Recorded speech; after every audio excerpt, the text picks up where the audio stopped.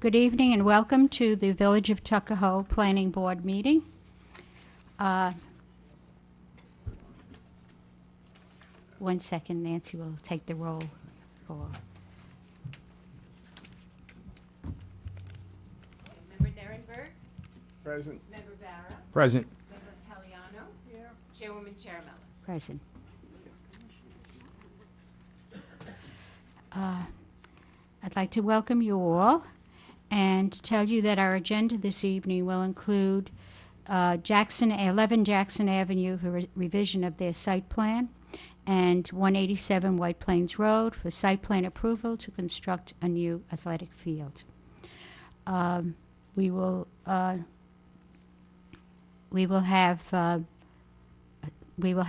public hearing which will be continued on to our next meeting.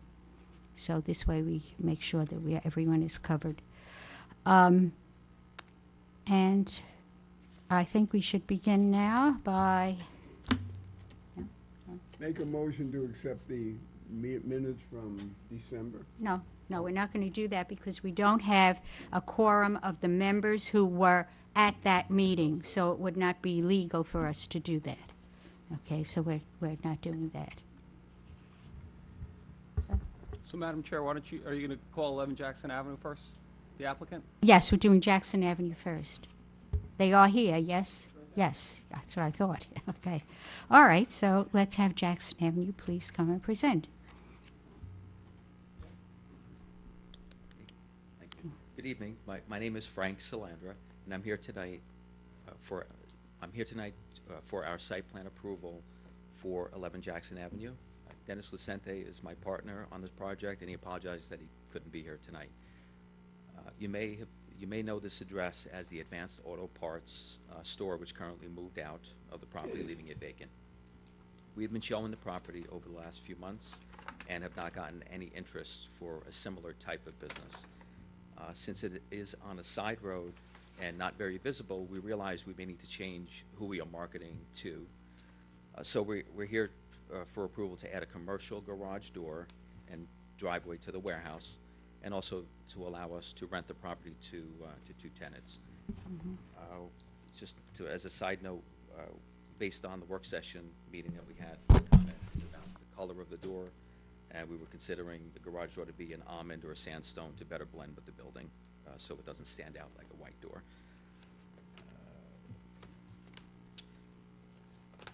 So on the left side of the property, I don't know if you want me to, Yes, please.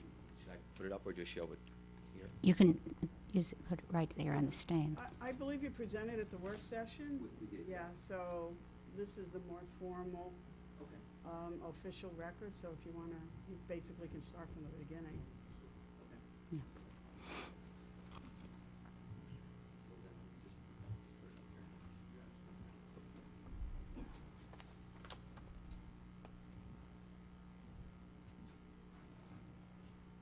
So as you see on the left side of the building, the warehouse garage will have 2 parking spaces and access to the loading dock as for one tenant. And on the right side of the property will be used for office and will utilize the other.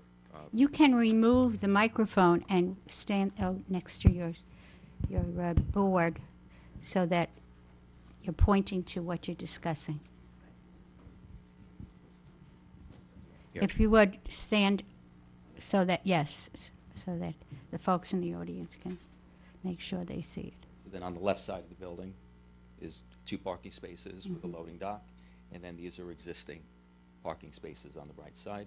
This is the warehouse. The garage door would be here, and we'd be putting plantings, and this would be office. Mhm. Okay, we feel these changes will allow us to better market the property at a more cost-effective rent for the companies to lease. Along with these approvals, we have a list of improvements that we'd like to make to the property and the surrounding area. So first, to install 2 commercial lights on both sides on the building on both sides of the garage door, and remove the blacktop from the front of the building that the building department has said that was not supposed to be there. This will prevent cars from parking there, which I believe there were cars parked there when Advanced Auto was there. We want to install assorted plantings and mulch to beautify the property. Remove the red striping, which there is a red striping on the building now, which I guess was part of the advanced auto. So we'll put that in the existing beige color. We want to install a 4-foot concrete sidewalk on the entire front of the property, which will be here, and this will continue up along.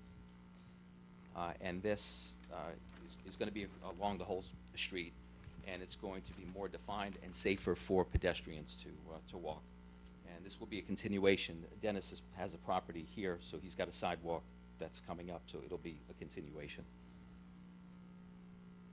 So in conclusion, we feel that this project will enhance the look of the surrounding area and will conform to the existing buildings in the area, the general business zone as well, to provide a safer area for pedestrians to walk freely. And we appreciate your consideration. If you have any questions. There is one concern. If you take a piece of the paper that you have and you put it in, the spaces at the corner, at the point, seem to would be narrower, not narrow, but less deep than the ones at the beginning, and that's something that is of concern. Okay. The way we measured the property and the property, I believe that the code is 16 feet in length, 16 feet in length, plus the handicap space. But that's not the issue that I'm referring to. I'm referring to the fact that if you drive in and then you have to park at one of those 3 last spaces, you're really driving over lines in order to maneuver yourself in, because it's an angle. So you're concerned about safety. What do you? Yeah, you're concerned that's something that has to be looked at. Okay. Okay. I don't know if anyone else has a comment. Information. Yes. That was a parts store 50, 60 years ago. Jim Shells had it. His son was in my Boy Scout troop. Okay. It used to be, I forget what the name was, but I tore off parts. Unfortunately, they On the sidewalk, at least on your drawing, that L2, I don't see it continuing.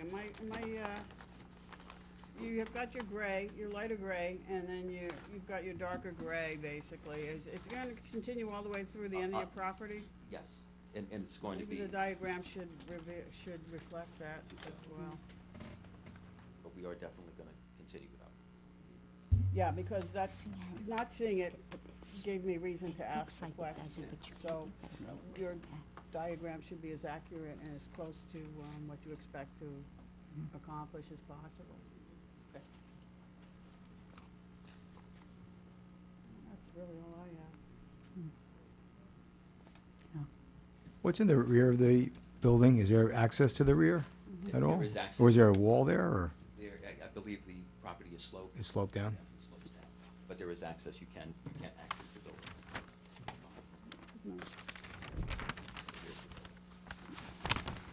I believe it actually slopes up to the top, so it's, you can't see the roof, but it's much. It's much higher? much Okay. higher, yes. The elevation. Well, basically, it sounds like cosmetic and basically ease of traffic improvements, and not much more. You're not doing plumbing, you're not doing lighting, you're not doing heating, you're not doing any of that. There are existing. You're just plumbing. There are dressing it up. Existing bathrooms that are Okay. on either side. All righty, I have nothing further, thank you. Okay. That's an important issue. So I think you have to rethink that, the parking, the maneuvering into the parking as well, so. So what's the next step? I guess come with a plan. Yeah, and you can talk to the building inspector, you know, yeah, and present it again. so that you and he can see what the issue is and how it might be resolved. Is Okay. there presently parking for 7 vehicles existing now? Yes, I That's- actually, this is actually a drawing, but I actually have a picture if you want of the existing parking now. Would you like? Okay. Sure. Bill, Bill, did you review this preliminarily at some point? Thanks. Okay, so did you have any thoughts on the parking? No requirement to the zone for parking except for the 7 Okay, thank you. Kind of faint, but you can see. So I mean, I pass by that area almost daily, and I've never seen a lot of cars parked in there. I just see 2 or 3 cars, but if you're looking at a business which is going to bring in people for meetings or whatever, you're going to really have to look at the fact that you have enough parking space that's maneuverable. Yeah, talk to the building inspector and then, get back to us. Okay? Does anyone else have any No, thank you. comment? No, I think that's what the building inspector should have done preliminarily. Decide whether or not there's a turning radius. That's why we're looking at it. Well, it's never been a very well-used area, so I Okay, guess it's it never never been- became an issue. But Madam Chair. anyway, Madam Chair. okay. Madam Chair. Emery. You should probably, there might be somebody here from the public that may want to speak on this application, so you should probably open the public hearing and then just continue it to next meeting. I don't know if anyone's here to speak on this one. Okay, so you want us to open a public Yeah, I hearing would- for I would this? do that, and then yeah. close it and next? Not close it. You're going to continue it to next meeting, The next time. because you're going to ask. Next meeting. Next meeting, correct. Okay, not next week, okay. All right. Okay, we will do that. Do we have a motion to open the public hearing? Second. All in favor? Aye. Aye, okay. So do we have anyone from the public who would like to make comment? Please come right up to the microphone. Well, if you come up to the microphone, it will make it much easier for everyone to hear you.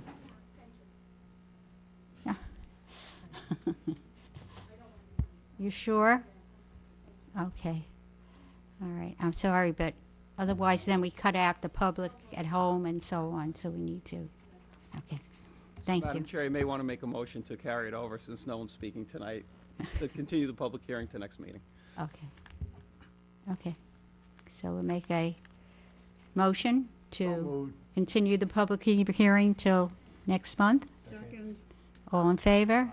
Aye. Aye. Okay. That. All right, our next submission is 187 White Plains Road, site plan approval to construct a new athletic field.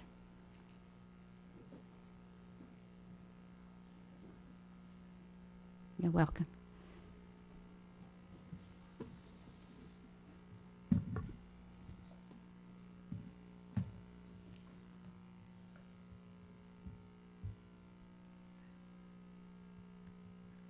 Hi, good evening.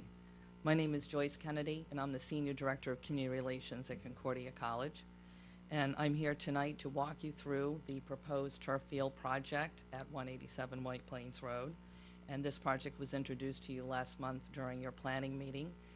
We have also had 2 community meetings, one on January 3rd and another one on February 12th, to get input and feedback from the local community members as well. So what I'd like to talk about first is give you a little bit of background on this field. First of all, the field was purchased in the early 1920s as a football field and for our athletic use by what was then the Concordia Prep School. The field was used for about 50 years as for football mainly, and then in 1976, our football program ended, and in 1977 we brought on men's soccer.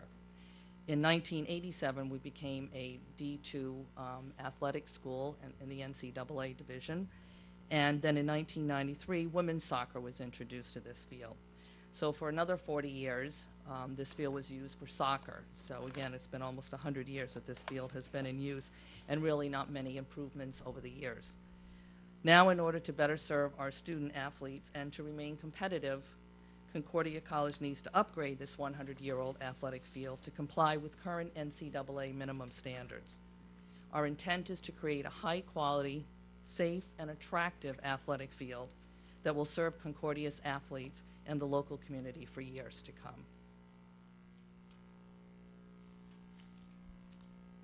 So let's go over a little bit about the proposed project, and I have a couple colleagues here. We'll get into more details of the plans that you all have seen. First of all, what we need to do is replace the existing grass surface. The topsoil and the grass itself is very compact. It's muddy, it's uneven, it's almost unsafe to play on, and we'd like to replace that with a new top-of-the-line synthetic turf material. It will be an AstroTurf material, which is permeable, and it will contain a barrier, rubber barrier directly underneath that surface. We would also like to install new stormwater containment system. Right now, there is no contingency at all for stormwater drain off.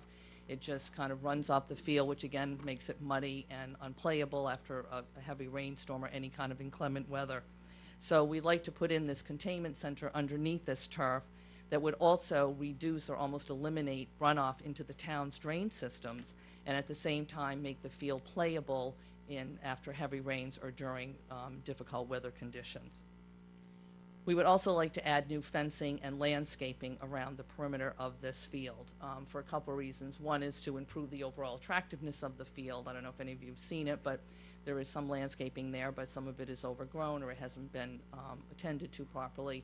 And also to provide screening and privacy, particularly for those homeowners whose backyards back up to that field. So we feel it's important to provide them with some privacy as necessary. The other thing we like to do is the bleachers, the scoreboard, and the press box are all very outdated and not in great shape at all. So we would replace the bleachers with a new set of bleachers that will be the same size and same capacity, just newer materials than what is currently there. We will also move the press box. Currently, the press box is in a position where when you're announcing or in the press box or any kind of sound from there, it goes towards the houses. So we would put it on the other side of the field, and so the noise and any sound from the press box would be going into the field away from those homes. We would also be putting in a new digital scoreboard, which again is much easier to read and looks much more attractive than what is currently there, and that scoreboard will stay in the same position as the current scoreboard. And then we'd like to put in a 2-speaker sound system that will provide a better quality sound, and we also are very cognizant of the fact that, you know, noise on a field can be disruptive to local neighbors, so we'd be very cognizant to make sure that that sound system is not overused. It will be used primarily during warm-ups, and it will not be on during games because the NCAA also does not allow you to play music during games, so that's another contingency. And then we would also like to install, we're proposing a comfort and concession station. So right now, there are no restroom facilities on this field. There's no place, if a player is injured, to take he or she to provide medical emergency treatment or even to give them a bag of ice on a swollen knee or ankle or whatever. So we would have a men's and women's bathrooms, as well as small changing facilities with no showers. The men's room will have 2 toilet stalls and 2 urinals and 2 sinks. And the women's room will have a handicap stall, 3 standard size stalls, and 2 sinks. And again, this is just so that when players are on the field, they don't have to run back across the street to the Meyer Athletic Center to try to get in and out of the bathrooms during a 15-minute halftime or in between quarters. And then the concession stand itself is really almost the size of a small closet. Our athletic teams sell concessions that basically soda, cold waters, you know, bagged snacks, cookies, that kind of thing. There'll be absolutely no kitchen facilities there, no cooking. There will be a small refrigerator to put the snacks and put the cold drinks in.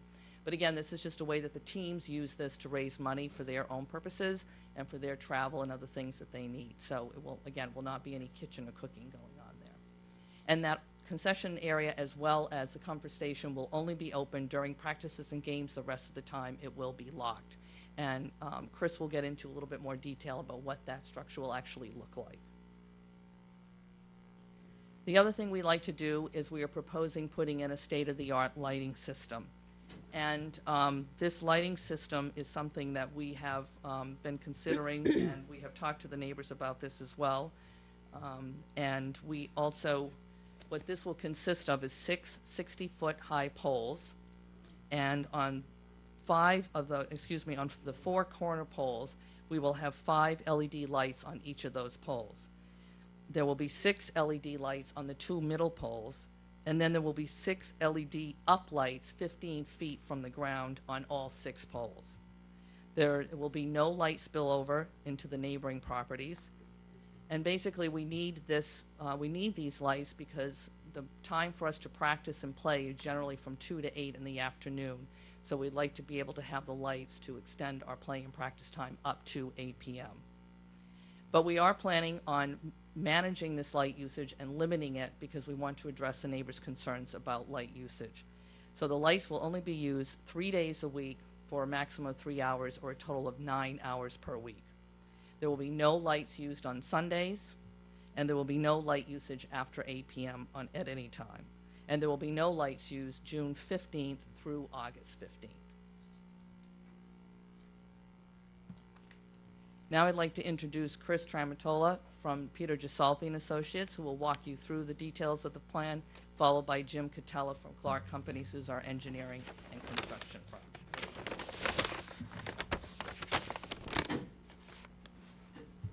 Good evening.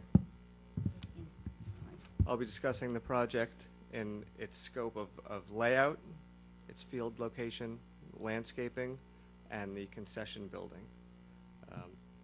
I'll then pass it along to Jim Catella from Clark Company for the drainage and lighting design and the turf details. So here we have the Concordia campus overall for context for anyone who would like to see it placed in its surrounding neighborhood. At the north end of the campus on the east side of Route 22 is the only location located in Tuckahoe, just north of Rose Avenue, which is the site in discussion tonight. Here's the site blown up and in its existing condition. It's a generously sized field of natural turf, although given its somewhat odd shape with its east-west orientation, it's a bit larger than it needs to be, but that's simply because of the odd shape. So if it was a perfect rectangle, which we intend to make it, it actually will be getting smaller. The footprint of the field would be smaller than it currently is. So that would reduce, obviously it would reduce mowing since it's synthetic turf, but it would also be reducing maintenance in the surrounding landscape as well. So here we see the plan for what we are proposing. It's a synthetic turf field with an underpad and infill and a concession building to the southwest corner of the site. That site location was picked, one, for being able to locate the building into the slope that conceals the building, as that location is about 13 feet below in elevation Route 22. And it conceals a lot of that activity from the surrounding neighbors.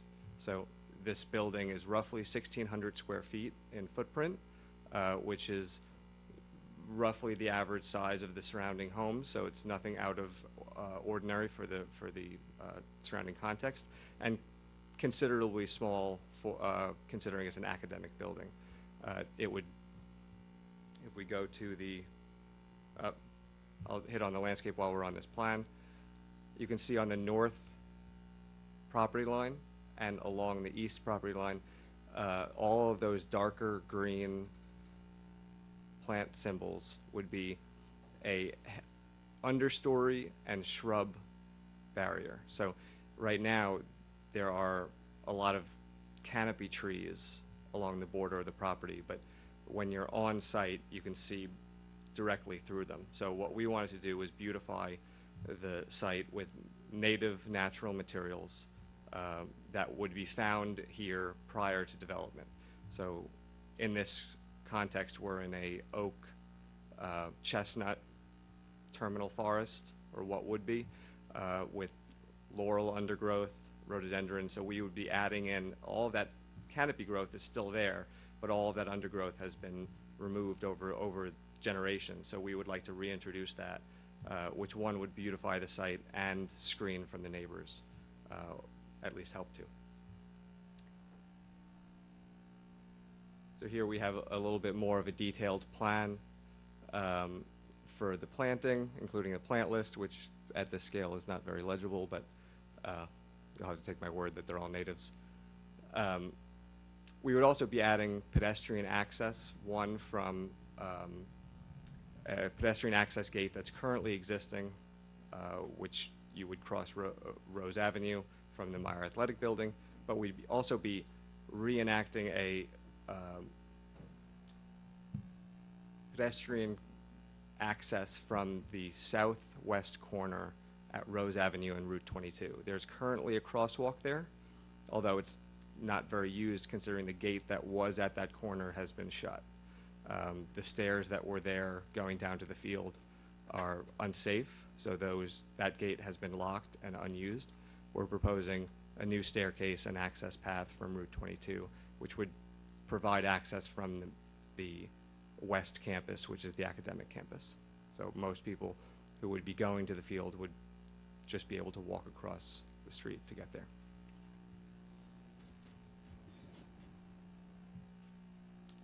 Here we have the plan of the building. You can see it's a simple hip roof standing seam building. Height to the eave of the roof would be about 10 feet. So it's a simple single-story slab on grade building with foundations. The building would be accessed from the east side of the building, where you'd enter in through a number of openings to provide a very open plan building where it has a utility closet, 2 bathrooms, and 2 changing rooms. The changing rooms would be either team rooms or event rooms, depending if they're gathering for a game. So you can have a little team meeting in there if you needed, or just have it for changing. At the very north of the building, there would also be a trainer's room, which would have an ice box and a massage table for any injured players, and desk for that trainer. And at the south, there would be a storage / concession room, which would have a roll-up window for use as concession. Again, there would be no cooking involved in that. There would simply be some small refrigerated food storage for sale. For parking and access, the majority of access to the field right now is through the Meyer Athletic Building, and for Concordia students, they mostly walk to the field from wherever they have parked for their normal day activities. The plan going forward for the new field would be to require that for any games or events, all parking for visiting teams and for Concordia students would be restricted to the Meyer lot, just south of that building, and they could either walk along the side of the building to the west, as the arrow shows, or through the building. Again, the pedestrian access at the southwest corner would also aid in that for students coming from the western campus. I'd like to pass it on now to Jim, who will go over the stormwater and lighting.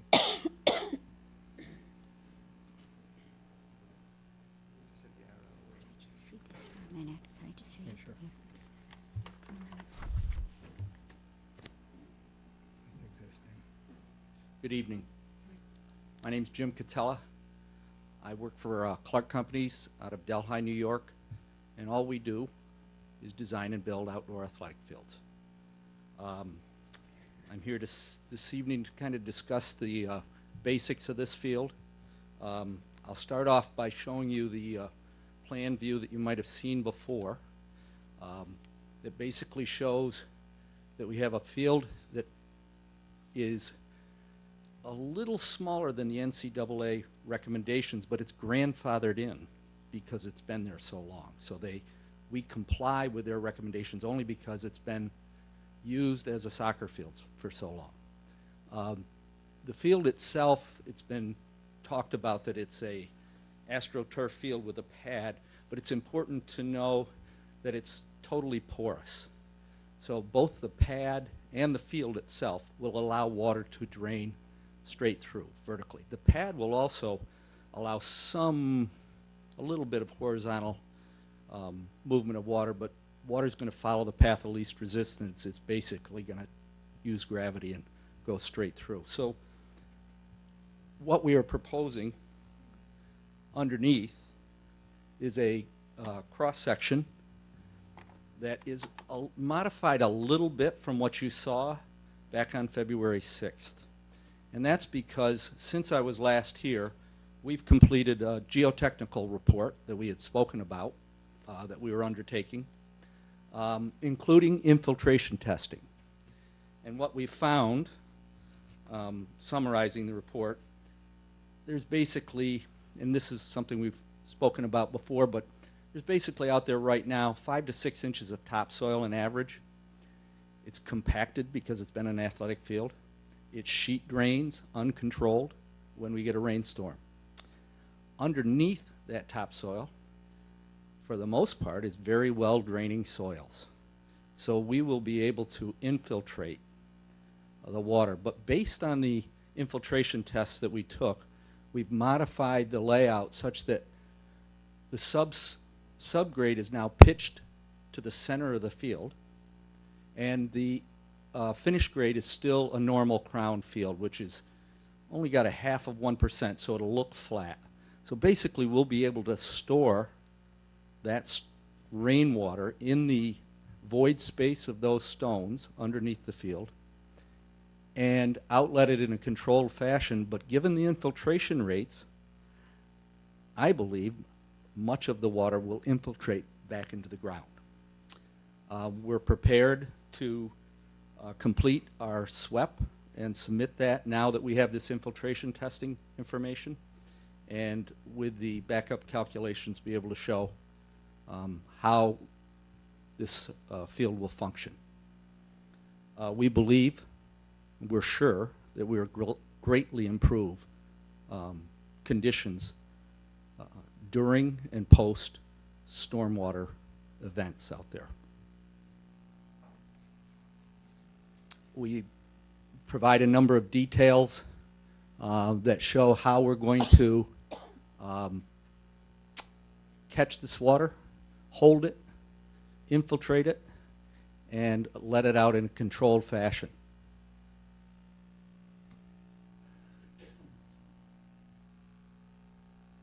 Moving on to the lighting. It's been already talked about that we have a 6-pole system. It's a must-go system. It's the state-of-the-art LED system to control spill, glare, and sky glow. We meet NCAA light levels on the field, and we have completely minimized any spill off the field. We have programmable on and off controls for this, so when they say it's going to go off at 8 o'clock, it can be programmed to only be on those 3 days a week, and that it goes off at 8 o'clock. We are also proposing that they can dim the lights if the practice is large ball, like soccer. Light levels can be a little different than if it's a smaller ball sport, but basically it could be dimmed for practice if needed. We have discussed a number of issues during the neighbors' meetings, and we talked about height of poles and what it would look like out there. And right now, we are scheduled to fly balloons in the 6 locations that we are showing the poles. And these balloons are weather balloons. They're bright red weather balloons. And we'll fly those at the height of 60 feet. I believe we're scheduled to do that on Friday, March 2nd. We will take a number of pictures from every angle. And at least then people will be able to see rather than just my photos that we superimposed lights on. So basically this field, as I show it right now, has got an average of 50-foot candles on the field. And at the property lines surrounding the field and at the perimeter next to the roads, we have zeros, 0.1s, we have 1.7, 0.7. And Don explained from Musco the last time we were here that at 0.5 you need a flashlight in order to see the ground and the tripping hazard.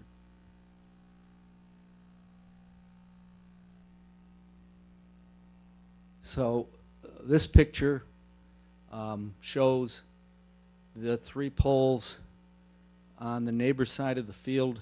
This picture is taken from Rose Avenue. Those poles have been superimposed in there to the proper scale for the 60-foot trees. We provided at the meeting a ruler showing the scale and how it was scaled. We were asked to also look at what it might look like. This is a street view looking back through from Winslow. And you have to look fairly close, but we circled where the center pole is, the pole on the other side, and it also is to scale. Again, I think the balloons this time of year, flying those will give a better idea of what the perception will be.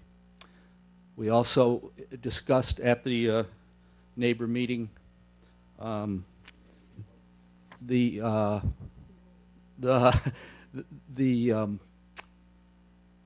fact that we were asked about setting up a demonstration, a real demonstration of the lights themselves at the 60-foot height in one location.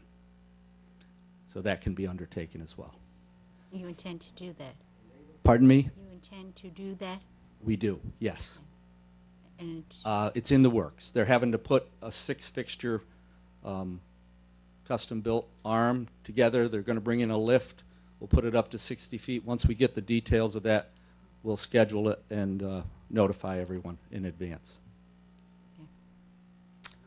This picture shows the advancement of the lighting itself. If you can look at the bottom, at the bases of the, let's see, let's just look at this. There's 7 poles there. There's 7 uprights. So if you look at the bases of those 7 moving left to right, on the 6th pole is what today's LED fixtures look like, and you can't see the light source. But yet it's lighting the ground below it the same. That also shows how aiming the lights down rather than horizontally controls the spill and the glare. I shared this picture before. This is an area in Long Island that is lit similarly with 6 poles, and it's basically showing the cutoff of that light, that the light's on the field and not off the field. The uplights that were talked about are what's visible in this picture from above. The cutoff is so great that they lose the ball at heights. So there's single fixture cutoffs that dissipate quickly, so there's no sky glow issue, but it does give enough uplight for the athletes to see the ball. That's something we'd never had to do before. But because the controls are so good now, it's become a necessary thing for player safety. And that's being used right now in active games and so on? Yes, it is. Okay, so This it's not picture- in an experimental stage? It's not experimental. We've been doing it probably for 2 or 3 years now. Since the advent of the LED lights, anything where the ball's going to go very high in the air can be a problem if they lose the ball at that height. The lights that you see in these pictures from above are those up lights. Quick question, sir. What's the temperature of your lighting? 5,700 K. Okay. As I And that's mentioned- on that sheet that you As I have. mentioned back in January, when we didn't have a quorum, there's been some concern with the higher levels of blue light. And the normal, what you want to see in your home is about 27 to 3,000, but there's a lot of concern. And you've probably seen the article in one of the construction magazines that go over the AMA report, et cetera, et cetera, et cetera. And as you say, that concern is focused mainly in the home, Yeah. on computer screens that are on 24 hours a day. These lights are up at 60-foot height on 9 hours a week. It's a something to address for sure, but at the comparison here, all the illumination engineers' writings for this, for outdoor fields at that height, there's no issue with the light level or heat. Color temperature. I think I'm I have questions. ready. There is a field behind the Trader Joe's that you may or may not be aware of. It's technically in Scarsdale. I believe it's the Greenvale School.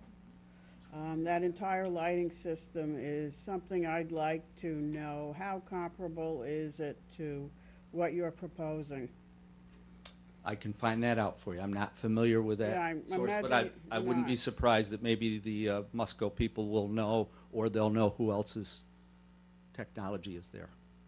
Yeah, I'd like to What's know the- how. What's the name of it? I believe it's the Greenvale School. It's behind. By Trader Joe's? Yeah. So that's the field, that's the lighting. I'd like to know how comparable it is and how yours differs from that. Those stanchions look easily to be 60 feet tall to me.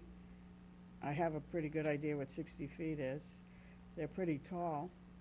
So I'd like to know, in terms of the lighting, the number of fixtures on the stanchions, how many stanchions, et cetera, how this compares to your proposal. We can do that. The other thing I thought of is, I know there's a real community concern about the height of the lights. Is there such a thing as collapsible lights?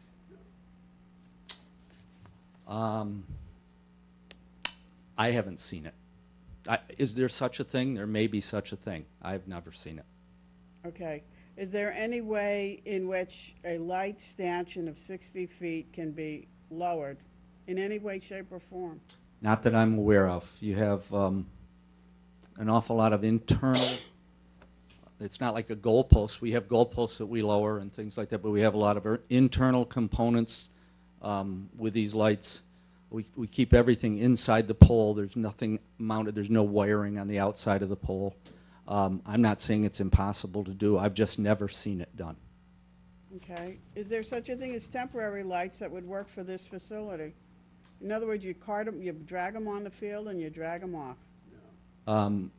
Again, that can be, it's been done before. They typically don't go up to 60 feet in height. So when you have temporary lights that are used, and here we're talking about usage 9 hours a week, 3 days a week, 9.5 to 10 months of the year. So you're talking about bringing those in that often because the usage that they're looking for. So I don't know that that's something that I've seen before. I've seen temporary lights rented. They usually don't go up to that height, so we aren't able to control the spill and the glare and the sky glow as well with these rental lights. So how high do they go, the rental lights? Oh, typically the highest I've seen them go, now they can be made to go higher, but the highest I've seen them go is about 45 feet. And at 45 feet, how would you utilize the light to illuminate this field? You would be shining, you wouldn't be able to control the spill because now you'd be shining lights horizontally toward the center of the field rather than down. And if I back up maybe. Excuse me for 1 second. Anyone who wants to make comment, we will have time later for you. We can't have a conversation going in 3 different directions, but we will, okay. Go ahead, I'm sorry. I No didn't problem. want the gentleman to think we were just shutting him off. And it's hard to see, but the lower center picture that has the bright yellow kind of shows the difference between shining the fixture vertically and shining it horizontally. I'm not saying any of these things that you mentioned can't be done.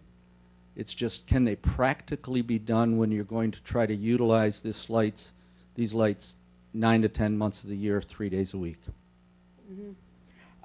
It sounds like the only mitigation I'm hearing regarding the 60-foot height that is proposed is basically the lights go down at 8 o'clock at night. I would say that the technology that's in the lighting system itself is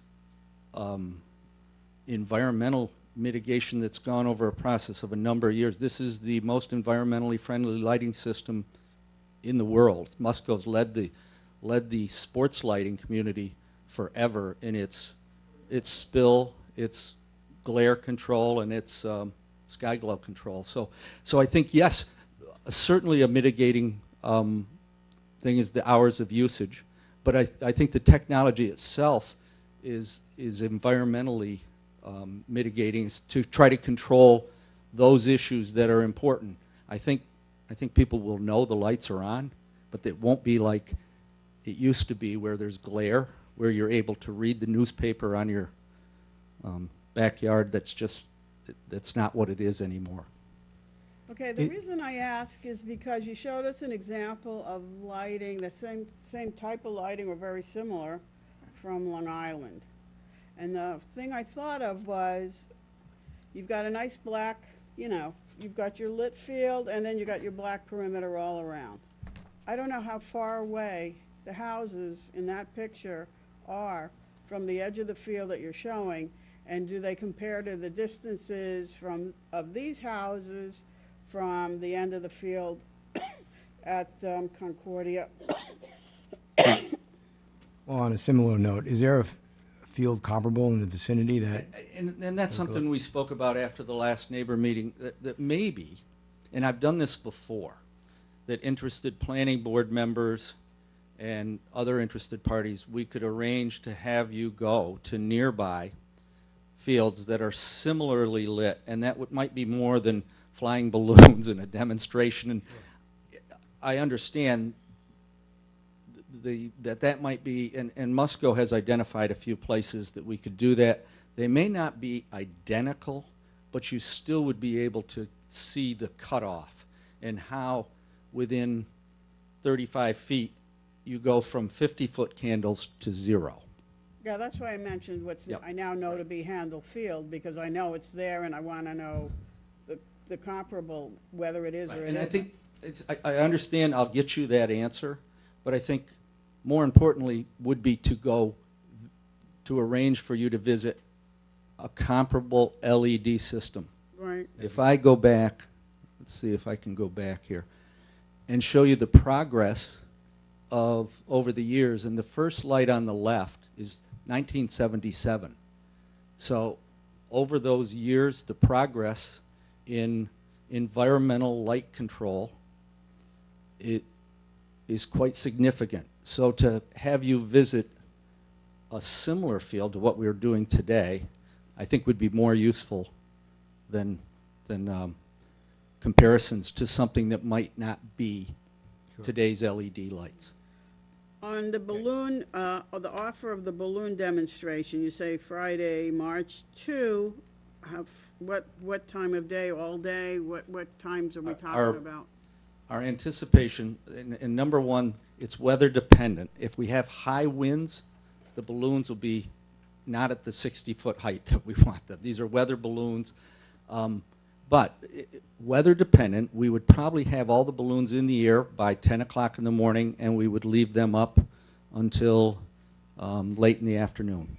And we would take a lot of pictures. But my target would be to have all 6 in the air by 9:30 or 10 in the morning, and leave them up until 4 o'clock on a Friday afternoon. So with that, you Or would 5 want o'clock. to announce a couple of days in advance when you think you're gonna do this, with your caveat that it's weather dependent, obviously, and that puts everybody on notice that depending on some kind of weather, they may not be shown. Yes, we intend to send out a notice to all the neighbors. We talked about it at the meeting on February 12th about doing this, and told them, in fact, we didn't do it this week because many of the neighbors were away on school break. But as Jim pointed out, it is contingent upon the weather, so we'll plan on March 2nd, and we'll have to have maybe a rain date, not a rain date, but some kind of a backup date in case we do have high winds that day. But yes, we will send out a notice to all the neighbors and let them know that we are going to plan to put those balloons up so that they can see them firsthand in the height of those poles on the field, and do all 6 of them. They can't stay up for days because they are helium-inflated weather Right, balloons. right. So they do have a shelf life, but we can certainly put them up long enough for people to see them and get an idea, and for us to also take pictures so that we can show them to all the planning board. Okay, thank you. There was reference made to 9 hours per week, use of the field. How do we get to 9 hours per week? It was 9 hours a week, 3 days a week, not for a total of 3 hours, 9 hours total maximum for the lights. Because originally I had your sports director, I apologize, I don't remember everybody's name, but I'm assuming that's pretty much your title. Sports director was talking about 20 to 22 hours per week for practices. So is there a discrepancy there? Or has there been an adjustment? What's the latest? Kathy, and I'm the director of Thank you. athletics. You're welcome. We practice 20 to 22 hours a week. That doesn't mean that the lights are going to be on those 20 to 22 hours. We heard the neighbors' concerns, and so we went back and we decided that if we could have the lights 3 days a week at 3 hours, we would make do with that to accommodate the neighbors. Okay, so 3 hours a day is going to possibly run to 8 p.m. So you're telling me or suggesting that you're going to take advantage of the 5 to 8 p.m. time frame, and that's not off the table at this time. What do you mean by What- In other words, you're saying you're going to have practice 9 hours per week. Is that 9 hours of nighttime lighting or 9 hours of practice? Or We're going to use the lights 9 hours a week? 9 hours a week. So, Maximum. That's it, maximum. so is there any fixed period of time you're using the lights, or is it just random? It would be, our schedule fluctuates with games, so I can't say on one week it may be a Tuesday, Wednesday when the teams are away versus the following week it may be a Friday, Saturday, so that's why we figured 3 days, and we would fluctuate based on their competitive schedule, Okay. which varies. Yeah, I mean, you might have a game in the afternoon potentially, but you want to get the other team out. Maybe there's a women's game in the afternoon. You want to get the men's team out there to practice after that, so potentially that would be the time that we would use the lights. So it sounds like you're preserving the ability to use the lights a maximum of 9 hours per week, and that could be as late as 8 p.m. Yes, no later than 8 p.m., yes. Okay. There was one other question I had that I can't remember right now. I'm sure it'll cross my mind. Thank you very much.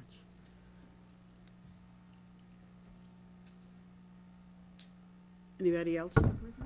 Do you have anyone else who's presenting? No. No. Okay. Hopefully that question will pop into my brain.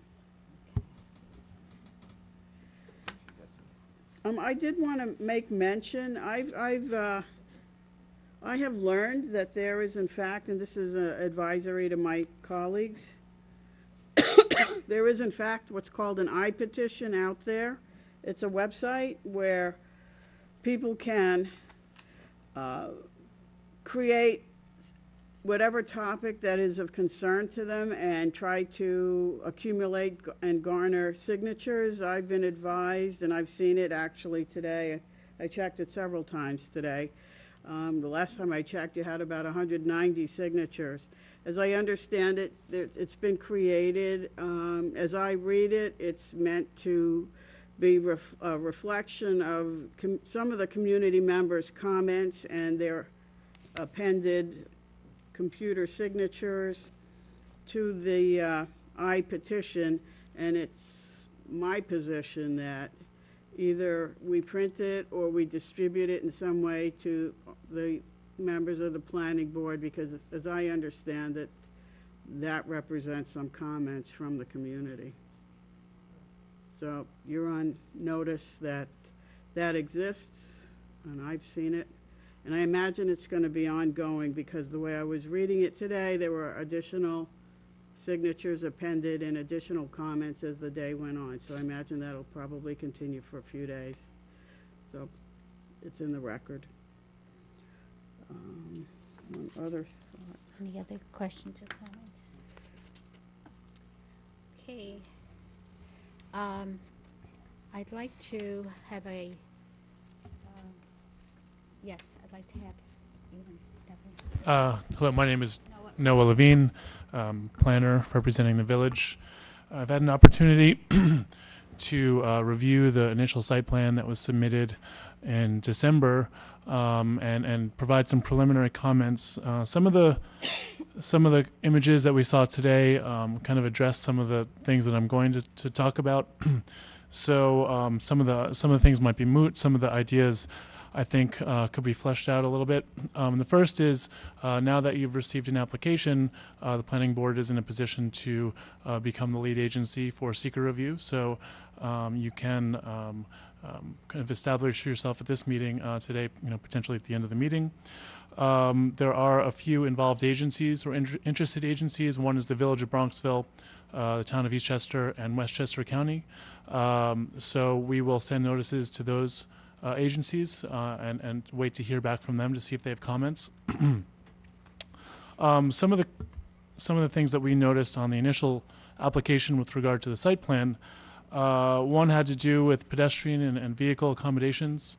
I saw some images today that alluded to some off-site pedestrian accommodations, but it would be, I think that needs to be shown a little bit clearer as far as where those crossings are, where the parking areas are, how much parking there is, what signage there would be, and how parking would be utilized on game days, whether there would be signage or crossing guards if that would be needed. So that's something to consider. Another thing to consider is the provision of bicycle facilities. We know that Westchester County has made this a priority, so that might be something to include in a site plan. And I think the images were interesting, and it sounds like the applicant is going to take a lot of measures to show that the lighting isn't going to spill over into the adjacent neighborhoods, but there are some things that could be done from a kind of a planning perspective, or from a to show in layperson's terms what that might look like. So we saw the picture from Long Island. If the engineers or the applicant can show from plan view what areas would be illuminated and which areas would be in the dark, I think that would be helpful. And also to show a section which it appears that the applicant has already kind of done that, and with the balloons, I think they'll be able to provide that in an upcoming meeting.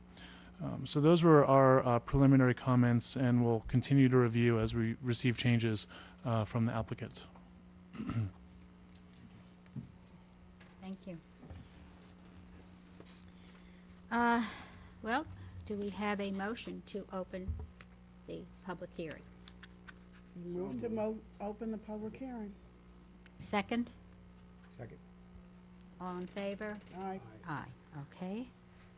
I would like to have this gentleman be first because he had his hand up.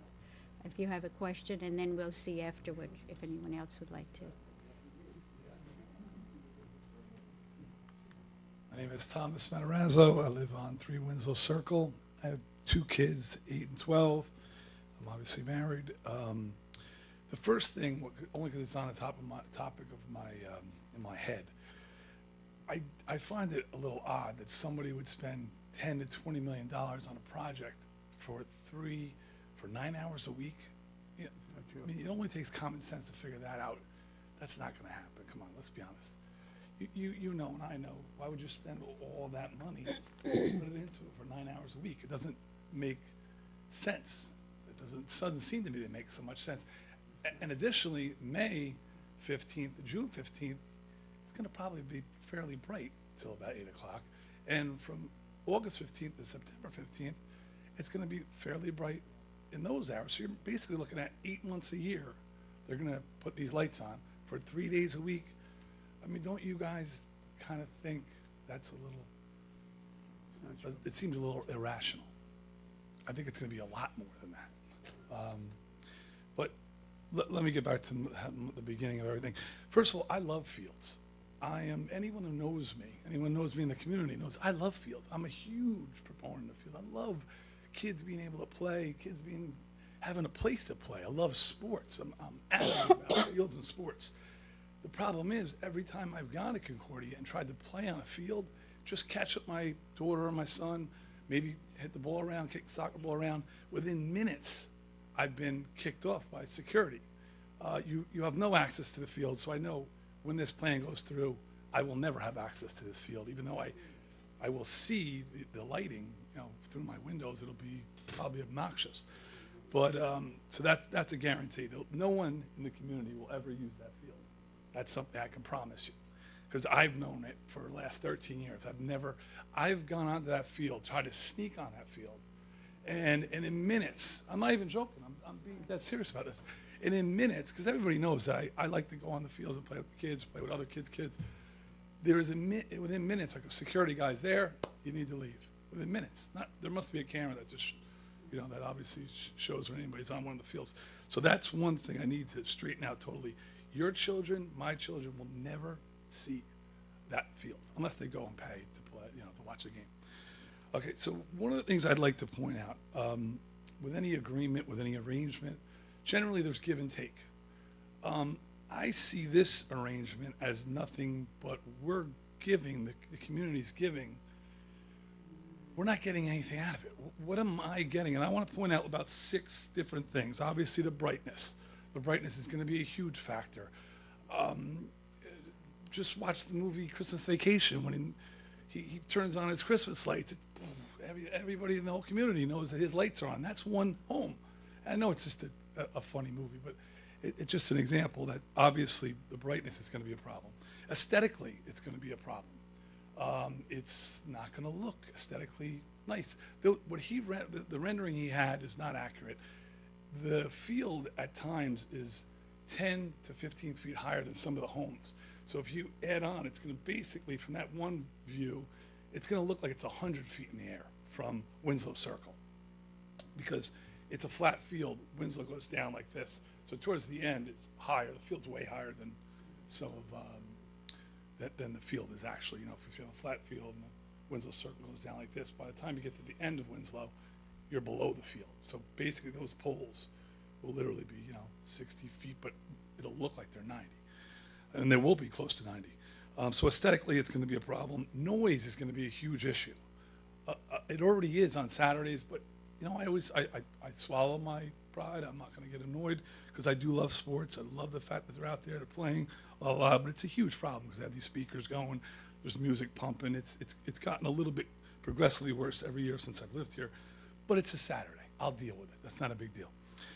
4th problem would be parking, which I love that you brought up parking with this gentleman who just wanted to get his business going. I don't really know exactly what he said, but he had those 7 spots, and you found it odd that how are they going to be able to park in those 7 spots? Well, how about a stadium? We're talking about a stadium, and they have no parking, 0 parking. They're going to put his rendering had this path, and I know it'll never happen, that path. You wanna know why? Because the baseball field is there. You can't walk, I can't walk through that baseball field, and the dugouts will be in the way, so there'll be no way for to be a walkway. The one thing he is accurate about, you'd have to cut through the basketball, to cut through the tennis, and then cut out and sneak out of the back road. But nobody in the right mind is gonna know to do that, because they're not gonna know about parking that's 3 blocks away. They're gonna go to Winslow Circle, it's right there. I'm gonna make a right out here, I'm gonna park on Winslow. I'm gonna block everybody out. And I'm gonna leave garbage, and I'm gonna make noise, and I'm gonna cheer, and I'm gonna do everything that's gonna kind of, annoy the community and obviously my neighbors. Fifthly, well, I already mentioned the fact that zero access, so I'm sorry, I don't wanna be redundant, but you will never, my child will never see that field. That's a promise. I'll make that a promise to anyone that's watching on TV or whatever. And 6, the most important aspect, property value. You're gonna tell me that somebody who in their right mind wants to live below Giant Stadium? Who would want it? Would you wanna live below Giant Stadium? Would you wanna live below Shea Stadium, right underneath it?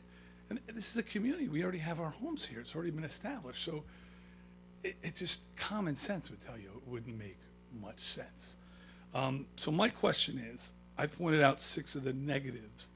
Can you give me one, and please don't say the water tablet, because I lived here for 13 years. I've had water in my basement once, so that's not an issue.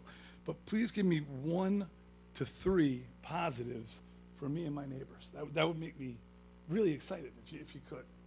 I'm asking, I guess him I'd ask? Well, technically, your comments should be directed to the Okay, chair. well, yes, And I'll- it's not a give and take tonight, so you'd make your comments to the chair, and Okay, Chair. that's kind of how, but it's not, again, it's not a give and take. You make your comments, Oh, I they can't don't give have. an answer. No. Okay.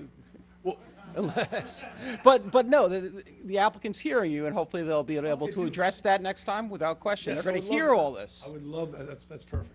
I would love them to give me 3 things that helps, not just myself, I'm talking about the whole community, Tuckahoe. The only thing I feel like I'm getting is screwed. But other than screwed, I want to know what we're going to get out of it. And that's how I'm going to leave you. I thank you so much for your time, and just use common sense when you make your decision. It's a very simple decision. Thank you. Thank you. This young lady here. And then you're next, okay? Well, that's her So I want to address your concern about the petition. Excuse me, could you speak into the microphone? Sorry, Make and your- Colleen Staunton, I live on Winslow Circle. We have circulated a petition, and there's a number of comments. We are prepared. We have 198 as of a moment ago to provide that when we're done getting signatures and canvassing the neighborhood. And I think that there are a lot of good comments on there, so I'll touch on those in a minute. I do want to say that I think the field, the improvements are needed. It's a great idea. They do need it to remain competitive. But I think some of the, our main concern is the lights. We're asking Concordia, we're asking the planning board to not approve the lights. We are a residential neighborhood. My yard is 25 feet from the Concordia field. So those diagrams were great that they showed, but I don't see anything ground level. And, again, we'll go back to the 9 hours a day. We heard originally that there are plans to rent out the fields, and that's typically what happens. Fields in the area have been rented out to local organizations, and that's the next step. So 9 hours a day is or 9 hours a week, how do you manage that from an athletic standpoint? Why 9 hours? You practice 2 hours a day for each team, times 6, because you can practice 6 days a week. So, I think that there's more explanation needed in that. We talk about Tuckahoe, the village of Tuckahoe, and it's a place to live. We live here because we like the village, we like the residential, the community feel of it. I don't see how 60-foot lights fit into that planning. Also, I think another important point is the school is in Bronxville. Tuckahoe, they're coming to the village of Tuckahoe and asking for planning approval for a school that is in Bronxville. It's, I don't see any benefit for the village. It's not going to build my house, and there's a few of our neighbors here, back right up to that field. I don't see how lighting is going to benefit my kids who might be out there playing. And yeah, there's not going to be spill, but when I'm in my back, when I'm on my porch, when we're outside, you're going to see that field. We're going to see lights. So I think that those are very important points. Other communities have rejected this ideas. Bronxville, years ago, denied lights on their fields. They do use portable lights for events. I know that there's some concern that the Musco representative did mention. So, you know, we can see that, but again, if you do your research, there's communities in Connecticut, out in Long Island, in San Diego, Long Island in the San Diego area, in California. So I think that there's a lot of precedent here on communities not backing light installations like this. The other concern, you know, and we're going to touch again on how the field's going to be used. Concordia does not have a lacrosse team. The field is being lined for lacrosse. So it's 9 hours for the college, but, you know, I just think that we picture it as not just improvements for Concordia, but that there's other plans. And there's nothing, you know, they've been very forward and very accommodating to taking our questions and communicating to us. But I think it still leaves us with a sense of a lot of unanswered questions with regards to the plans. It is Division II, but it's a small school too as well. So I don't think some of the planning and scheduling issues are just around lights necessarily. So again, I think we're asking that we would like, you know, I think that there's a lot of things. There's a press box, there's a sound system, there's a lot of plans here. And I think the residents are asking for the lighting to be dropped from the proposal. I think that's our main issue. You know, I think there'll be more discussions to come, but that's really our issue. And I think you'll see from the signatures and the comments that we will provide once we close the petition that they're not just those on Winslow Circle that are right up next to the field, but throughout the community, whether they're in Bronxville or Eastchester or Tuckahoe, that it's just not, this community is not suited for a stadium like this. Thank you. Thank you.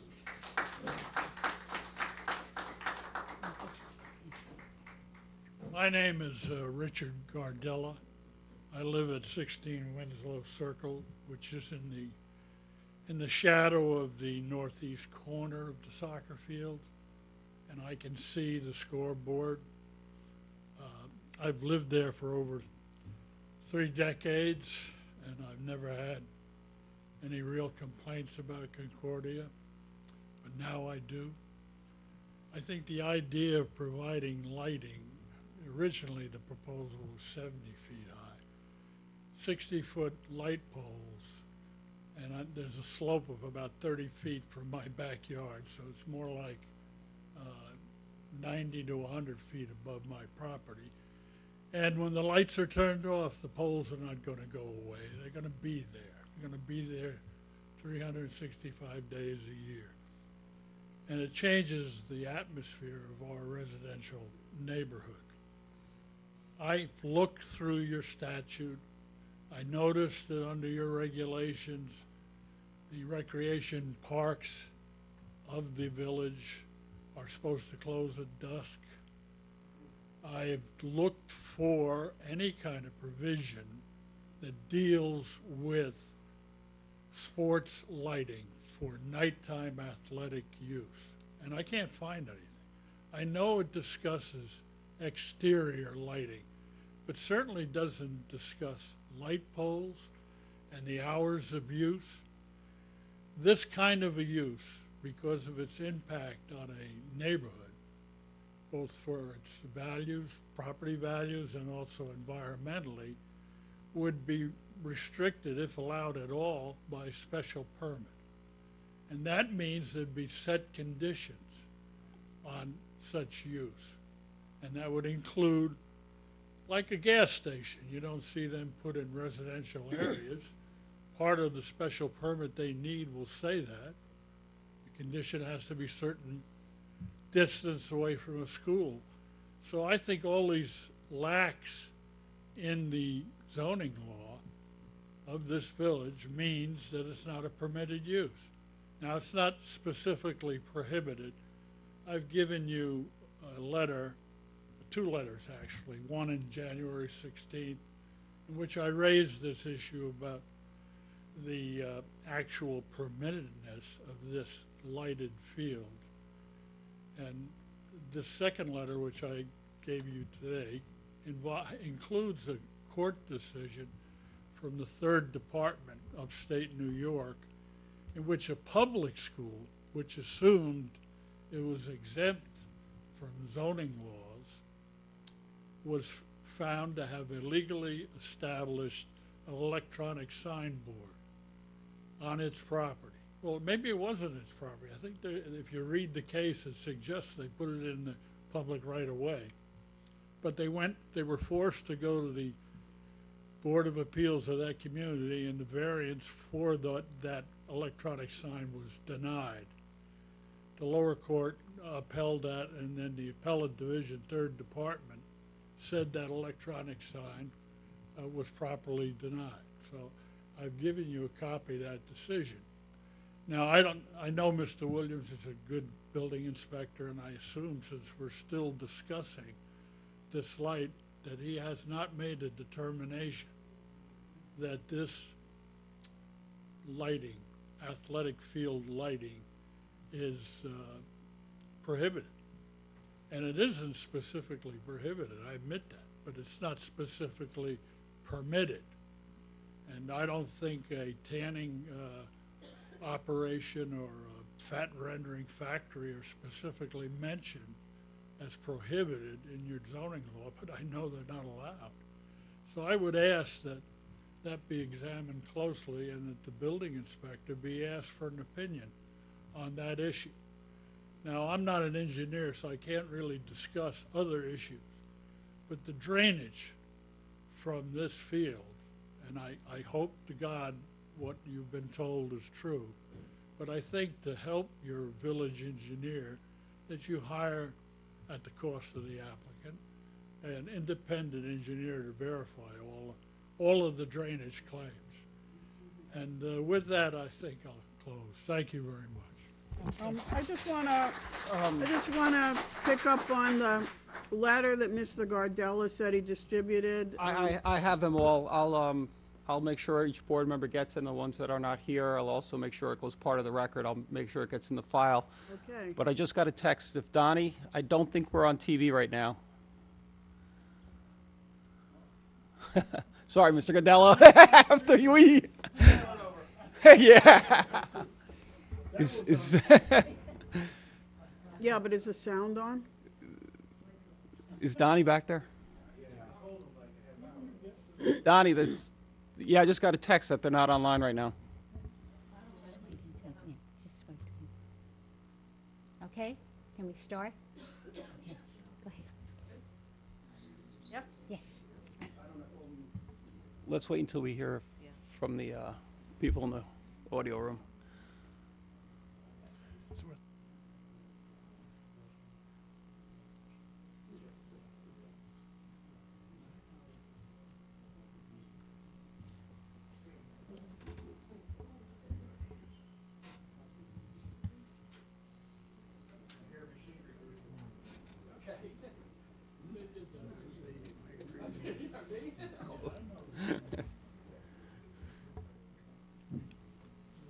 Okay, or no?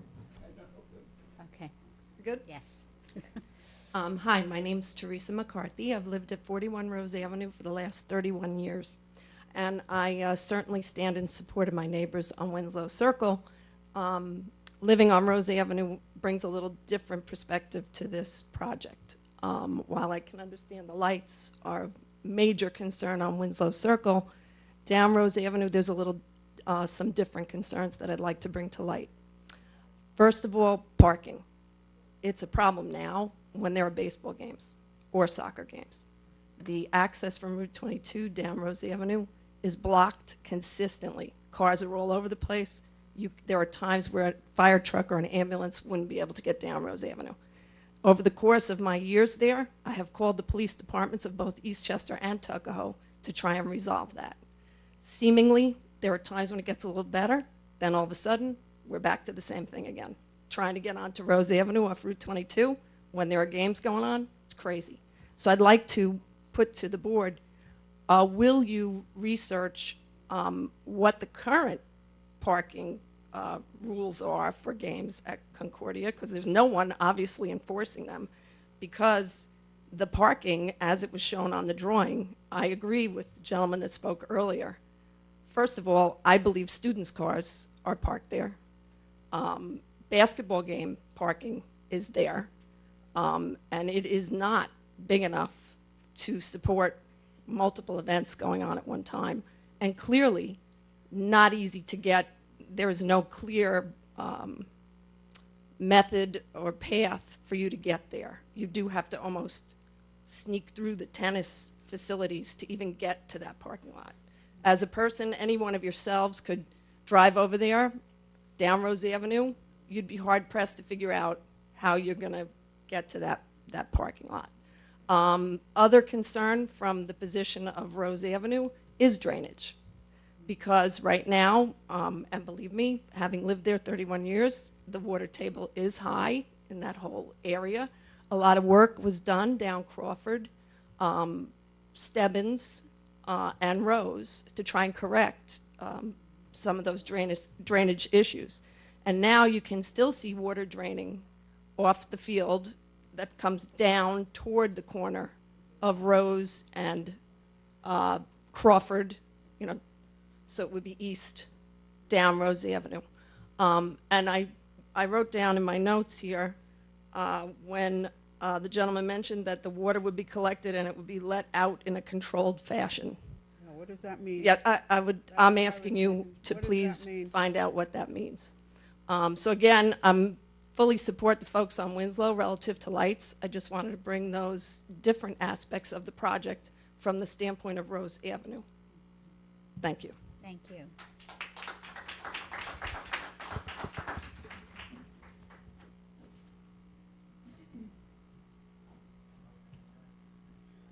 Good evening. Dave Lyons, 2 McKinley Street.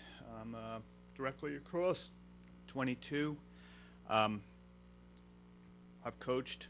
I love the idea that you're redoing the field. I think that's great. It's an abomination as it is now, so I applaud that.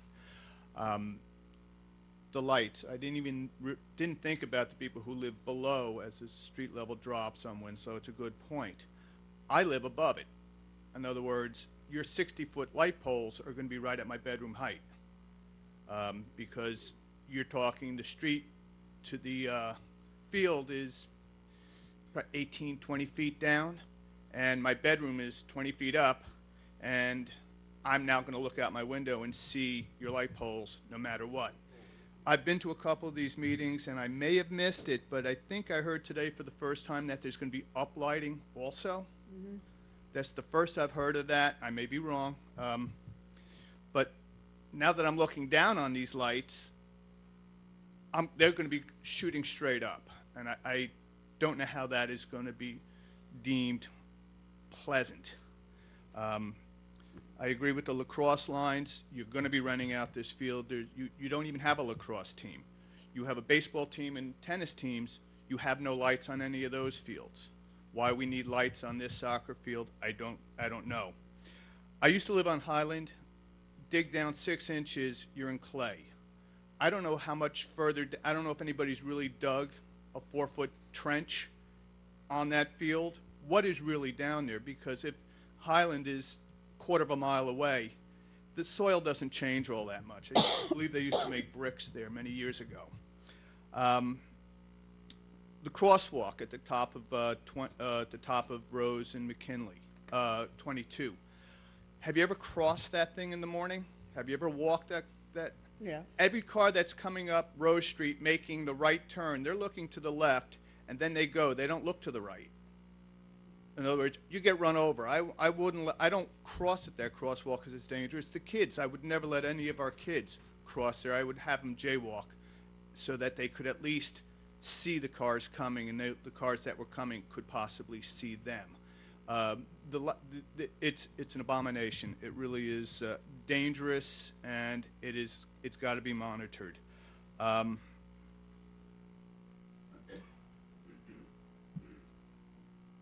I think that's about it. Thank you. Okay, thank you.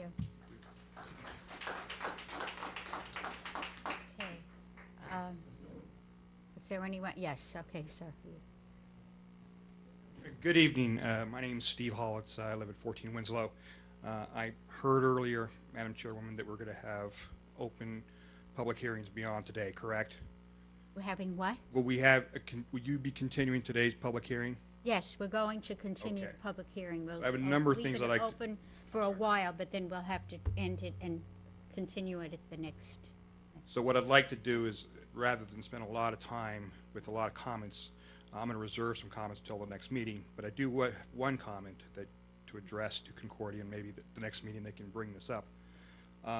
Mr. Nuremberg and Mrs. Caliano were at the last meeting in January, and one of the highlights that Concordia had brought up at that meeting was that they were going to be renting the field to the community so that the community could use it.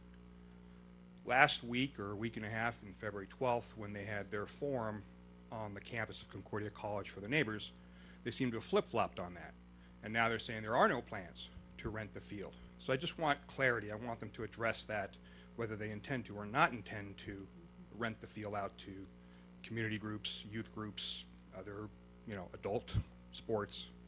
So that's a comment that I had for this evening, and perhaps they can address that either, probably the next meeting. All right, thank you. Okay, this. Hello, my name's Mike Giordano. I live on 62 Chestnut. I do not live next to the field, but I have a few comments and maybe a question. One comment is for the people that are from Concordia and the people that are working on that project, would you want to live next to the lights like that yourself? And that might be somewhat rhetorical, but I think that's how you have to look at it as well, to come up with some compromise. I think compromise is a dirty word now in our society, but I think it's a good word for Tuckahoe. So I think compromise is critical, because once something's approved, that's it. I mean, you could do an Article 78, but that's expensive and whatever. So you really have to get your ducks in a row now, and I want to commend the people for commenting. I appreciate the way you're doing this. You're also doing it very level-headed. I appreciate everyone here listening. The other concern that I have is that I wonder, when we say the benefit, what is the benefit for Tuckahoe? What is the benefit for the college? Well, it's all geared towards the college. So then again, compromise should be the thought of the day. Two more items. One is, I think the suggestion to go to a field and look at it is an excellent suggestion. What I would suggest, though, is that the field is comparable, meaning you have houses in the same sort of situation. When the trees have no leaves, it'll be right, you'll be able to see the lights. And that's something, instead of just looking at a place that has the similar lights, it should have a similar geographic makeup.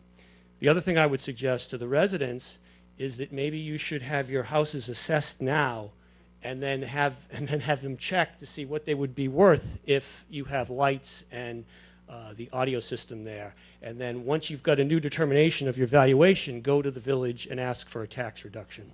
Thank you.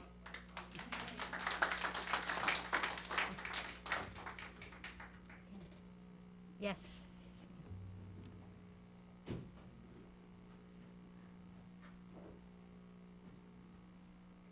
Good evening. Luigi Marcoccio, 162 Lake Avenue, Tuckahoe, and I'm also a member of the Eastchester Town Board. And I've been hearing a lot about the Concordia light issue. I've been watching, I came to the last meeting, and I've been in touch with many, many people, either on the phone or via email.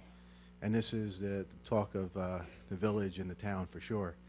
And I guess you heard from the residents tonight, it comes down to, this field has been here for 100 years, and it's worked for 100 years. Maybe not as well as they want it to work, but it's worked. And now they're here in front of you, asking for a lot. And maybe, just maybe, if they get some of the improvements, excluding the lights, they'll be able to play more because they have better fields, a better surface, and maybe that's something that'll work. And you don't need lights at all. I think that's what a lot of the people here are saying, and I think it's, it makes a lot of sense to look at that and to ask Concordia College to go back and sharpen the pencil and say, look, you know what? We weren't able to play games for X, Y, and Z reasons. We can play a lot more games now just because you have the turf alone. Having said that, I'm not convinced that the underground drainage is not going to be an issue. I think that has to be really looked at in a very detailed way. And I think if it involves a full environmental survey, then that's what you need to do. And you need to ask Concordia to do that. We live in such a tight community. The average lot sizes are 50, 60 by 100, and there's a lot of homes in the area. Once we have a problem, it's very, very difficult to fix. So I think you have to really pay particular attention to the flooding, the potential flooding aspect, as well as the lights. And that's all I have. Thank you. Madam Chair, if I could just interject for 1 second. I know there's been a lot of comments on the drainage. I just want to let the public know and the board know that we have an engineer, a drainage engineer, Dolph Rothfeld, who's going to be assisting this board on this project. So we'll be sending him all the information. He's helped this board out with all the big applications. So we'll also be looking at the drainage, not just taking their engineer's word for it. We'll verify everything. Hi, Omaira Andino, 14 Westview. I'm not in the neighboring houses where the field is, but I'm here in support of my neighbors. There was one thing that I thought about with regard to the noise level that maybe we could consider, and may be silly, I'm not an engineer, but is there a way that the noise levels could be blocked that they stay within the area in the field? That's one thing that, just came to mind when someone brought up the noise levels. Also, the parking, there are already so many complaints in Tuckahoe from residents regarding the parking, so that's obviously something that we should really consider. And could Concordia go and speak to the neighbors regarding specific concerns that they each have? So one of the gentlemen that talked about the lights being right at his window, could they just make sure that they're speaking to that neighbor? The gentleman who talked about his house being on a slope, and the lights going upwards of 90 to 100 feet, could those things be considered specifically for each person and each family member? Thank you. Thank you. Okay, is there anyone else?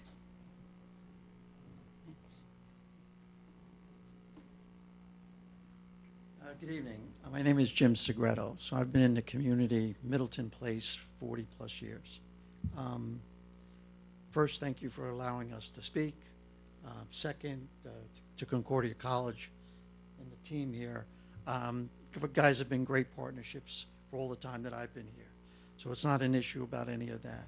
Clearly, from my perspective, I don't think I heard anything tonight from the community that I strongly disagree with. I'm not going to add too much more to it, but I will say that while I believe that the field is an appropriate thing to do, it's probably better to have something like that than the conditions that they're playing under today. But if I step back and try to understand the concept of the lighting and the local community that we're in, I don't see where there's a need for this. And the biggest concern I have is that once it's in play, then I'm not sure what controls are going to be in place to prevent, if you will, an expanded use of the facility at night, rental of the facility to other schools locally or abroad. I don't really know. But once this is in place, all bets are off. And I have a real concern that you all are actually thinking about that, the community and Concordia is thinking about it. And that's pretty much what I want to say. The safety is an issue. I live on Middleton Place, so I'm relatively far away from this. But I'm concerned about the safety. When there's games during the day, and I'm trying to come home from work or something, and I'm passing that area, there are constantly kids jotting in and out of the cars that are parked there. And then there's people parked on the grass. So I have an issue with that. You put something in play at night, and you got cars coming down, it's dark as it is there right now. Yeah, there's going to be some lighting over there, but there's still going to be an issue for these kids. And so safety is a concern, and the use of the facility at nights would be a real problem for me. This is a local community. I moved here 1,000 years ago specifically for that.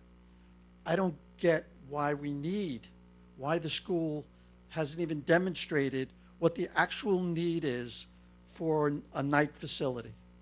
And so I think you guys got to question what we're trying to accomplish here.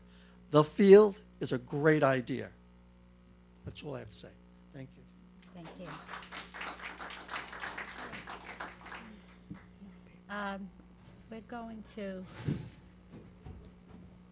We're going to, I think, end by a quarter after, and we will continue at our next meeting.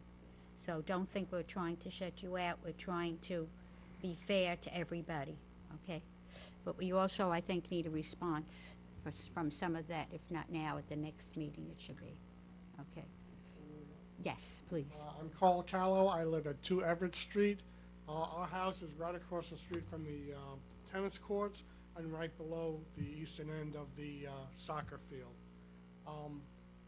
Concordia has been a good neighbor, we all know that, but I think it's very obvious right on its face that to put lights like this in this kind of a community is just out of what would normally be expected, and it accrues nothing good to the neighborhood. Concordia can have its night games, but you have traffic problems, you have safety problems. Even now, when they're playing a game, a baseball game or a soccer game, you have 2 buses there, it blocks Rose Avenue altogether. And I would just like to say to the board that it's not an appropriate usage in this community. And I hope you take that under consideration. Thank you. Thank you. Okay, is there anyone else? Okay, we'll make you the last, and then everyone else come to the next meeting. If you did not speak tonight, you'll have priority over those who did, and hopefully we can get all of your viewpoints, okay? Good evening. My name is Tom Carpenter. I live on Winslow Circle as well. I agree with everything my neighbors have said. I listen to your concerns greatly. I think we're in a position right now where Concordia has not been above board. They're not stating their true intentions, as been said by many people here. First of all, they state that they want to bring this field up to NCAA standards and the opening of this meeting. And then in the middle of the meeting, they say the field will be grandfathered in. So which one is it? They say that they're a member of the Division II Central Athletic Collegiate Conference. There's approximately 12 to 13 schools in there. Not all of those schools have lights, so why does Concordia need them? Secondly, the schools that do have lights, the lights are in the middle of a college campus, not next to a residential neighborhood. We are not a college town. As a matter of fact, Concordia identifies themselves as a Bronxville entity, a tax-exempt Bronxville entity at that. So that needs to be addressed as well. We will incur all these costs for additional fire support to be out there, police support, any ambulance services. They don't pay taxes. Their parking situation is another thing. They have this parking lot in the middle of their field. There's 21 spots or so, 22 spots on Rose Avenue that have to accommodate 5 tennis courts, a softball field, a baseball field, and now a multi-use stadium. The parking spots in the middle is very interesting because there's about 4 or 5 dwellings that also feed into that parking spot. You could go into that parking spot anytime. I've walked in 3 times since these hearings began. Morning, noon, night, holidays. There's never a space to be had. So where are these people going to park when they come for these games? Nor will they know where this parking is located. I find that to be a problem. The other thing about that parking lot, if you notice when you come out of that parking lot, the traffic is not allowed to go to Bronxville. It's geared towards Tuckahoe. You have to come out and go right. So once again, Concordia exploiting Tuckahoe. I don't find them to be that great of a neighbor like some of my other neighbors do. They do what they want when they want at our expense. There's a couple other points I would like to make. As per NCAA standards, which they said for lighting, NCAA standards, there are none for lighting. If you read the literature on it, it just states that there's recommendations. And those recommendations pertain to broadcast purposes, which they, once again, have not indicated they have intentions to do. So are they going to broadcast from that facility as well? Because if not, then they don't need the lights. The lighting recommendations that are on the record are for horizontal lighting. They need to be 50 feet apart. And that's, once again, for broadcast purposes, not for usage. It doesn't say anything about 50 feet in air lighting. There's multiple sources you can reference this if you look at their literature.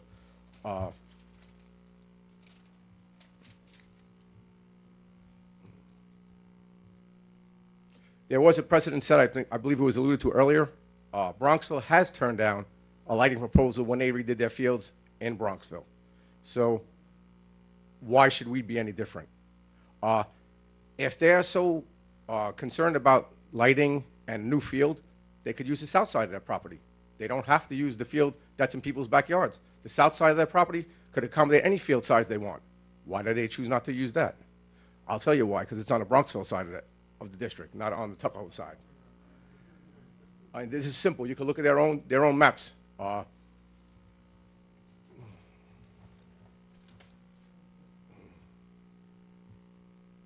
And once again, I would like to reemphasize the point. I have multiple children. I have 3 children. My children play every sport under the sun. I'm in favor of any sports facility. But once again, every time Concordia was ever reached out to use their field for organized athletics, recreation athletics, or league athletics, every time the door is shut firmly on us. No, you cannot. And to the first gentleman who spoke's point, during the day, the fields are padlocked shut. So even the children who want to play catch can't use the fields. You know, that's all I have for now. Thank you for your time. Thank you. Okay. We will, as I said, continue this public hearing at our next meeting. Okay. And So, Madam Chair, as a procedural thing, you're going to need to have a resolution declaring yourself. I got it over here. oh, you can. So, as a procedural mechanism, you need to declare yourself a lead agency. That will enable us to put Bronxville and Eastchester and Westchester County on notice. So there might be a resolution. I believe the planners have prepared. So you may have to go through that and. Right. Do you want to read the resolution? Resolution designating the Tuckahoe Village Excuse me, Planning get the Board microphone. as lead agency under the State Environmental Quality Review Act for the site plan approval of Concordia College athletic field conversion. Whereas the Tuckahoe Village Board received an application for a site plan approval from Concordia College on December 15, 2017. Whereas the proposed action is the approval of a site plan for the conversion of a grass athletic field to a turf field with upgraded facilities. The proposed athletic field will include new bleachers, a press box, team bench areas, a concession bathroom building, fencing, landscape screening. Sports field lighting is also proposed for the field. Whereas the approval of the proposed action is classified as an unlisted action under Part 617 of the State Environmental Quality Review Act, seeker, and whereas under village law, the planning board is the only entity that can grant site approval. Now, therefore, be it resolved that the village planning board declares itself as lead agency to coordinate the environmental review of the proposed action. 2, the village planning board directs that the proposed action be forwarded to the following involved and interested parties for review and comment pursuant to New York State municipal law. Involved agencies: Town of Eastchester Planning and Building Department, Town Hall, 40 Mill Road, Eastchester, New York, Margaret H. Uhl, telephone number 914-771-3317. Involved agency continued. Village of Bronxville Building Department, 200 Pondfield Road, Bronxville, New York, Vincent P.C., 914-337-7338. Westchester County Department of Planning, 148 Martine Avenue, room 432, White Plains, New York, 10601, Edward Burroughs, 914-995-4400. This resolution shall take effect immediately upon the motion of Yourself as a motion. Raymond Nierenberg and seconded by, Well, you don't need to read that. I think we ended this resolution till shall take effect immediately is where you could end it, and then you need a second and then vote. Okay. okay, second, okay. Commissioner Barra, this resolution was approved by the following vote, okay. Member Commissioner Barrett. Approved. Commissioner Caliano. In favor. Commissioner Nierenberg. For, And Chairwoman Jaramillo. In favor. That makes us the lead agency. Yeah.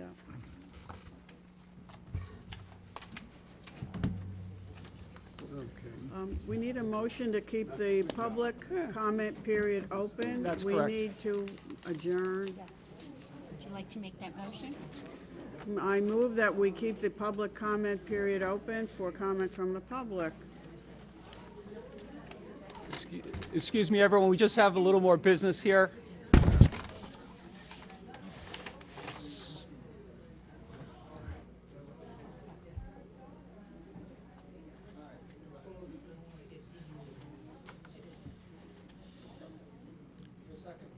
Yeah. I didn't hear it, but there might be. All in favor? All in favor? Aye. Aye. Could I just talk to you for 1 second? Sure. Also, Madam Chair, I don't, there's another agenda item. It goes back to the FAR.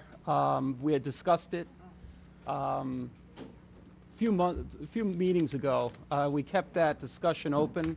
I don't know if there's any more comments that this board has that can be passed on to the village board. In their review of this, changing the FAR.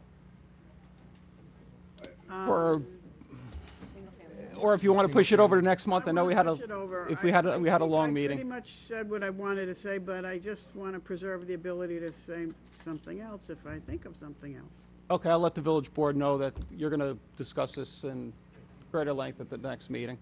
Okay, I'll put that on the agenda. Okay. Okay, move to adjourn. Is there a second? Excuse me? Gary said move to adjourn. Are we moving to adjourn, or are we gonna be here all night? Second? All in favor? Aye. Aye. Okay. Good evening.